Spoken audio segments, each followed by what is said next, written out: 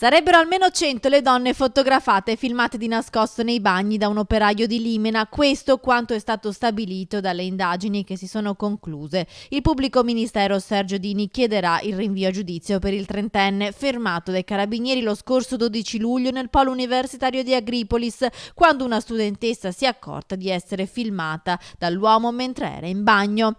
Le indagini hanno appurato che l'operaio nell'arco di 18 mesi, armato di telefono cellulare, ha passato in rassegna le toilette dell'Università di Agripolis a Legnaro, dello IOV e del Decathlon di via Venezia a Padova, riprendendo senza le mutandine le ignare vittime. Quando è stato fermato dopo la segnalazione della studentessa, i carabinieri hanno sequestrato il cellulare e il computer, scoprendo così numerose cartelle dove il trentenne catalogava le vittime a seconda del luogo dove erano state riprese. Al momento il trentenne è stato raggiunto dalla misura restrittiva dell'obbligo di dimora nel comune dove risiede.